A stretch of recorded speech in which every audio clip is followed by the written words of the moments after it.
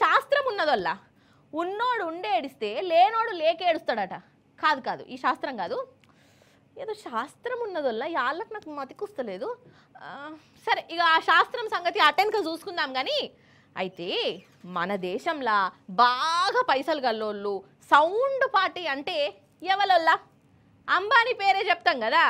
అంబానీలు అంటే మనకు అందనోళ్ళు, అసలు నేల మీద కాలే పెట్టనోళ్ళు, అద్దాల మేడలో ఉండేటోళ్ళు కదా. అసాంటి అంబానీ కొడుకు ఏం చేస్తాడో ఎరికేనానోళ్ళ. చూడుండ్రి, మీరే పరిశాన్ అవుతారు. Left right left right left right, నడవాలి నడవాలి నడవాలి. అరేవా జోరుగానే నడుస్తాడు కదా మన అంబానీ కొడుకు. చిన్న అంబానోళ్ళ మొన్ననే లగ్గమాయ కదా జోరుదారుగా. ఇగో ఇప్పుడు పాదయాత్ర చేస్తాడు, పాదయాత్ర.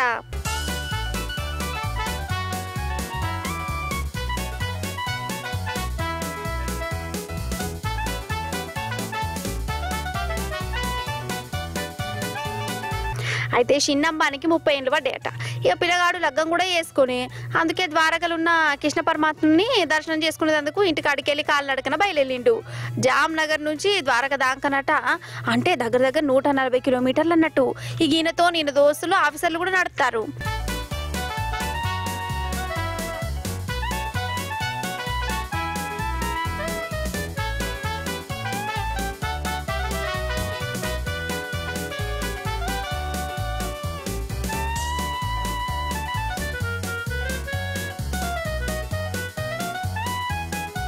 అయితే ఇక ఇట్లా నడుచుకుంటా పోతుంటే చిన్నంబానికి కోళ్ళ వ్యాన్ కనబడ్డది. కోళ్ళ వ్యాను ఫారం కోళ్ళు కావచ్చు. ఇక వాటిని పట్టుకొని జర్సే బాధపడ్డాడు.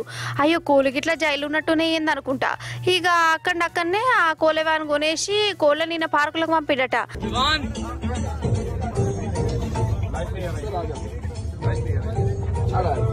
आप बतू बच्चा भी ले, हाँ विवान आप बतू बच्चा भी ले, आप बतू ले ले અને બધાને પાલ આનો માલિકને પૈસા પણ આપી દેજે અને બધાને પાલી લે, ઠીક છે ને?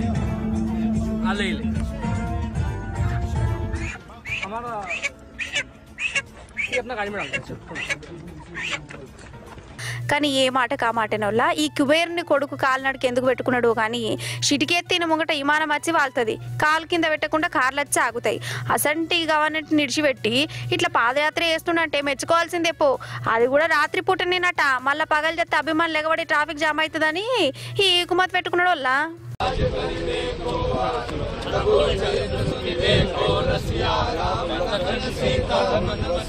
सुष्मा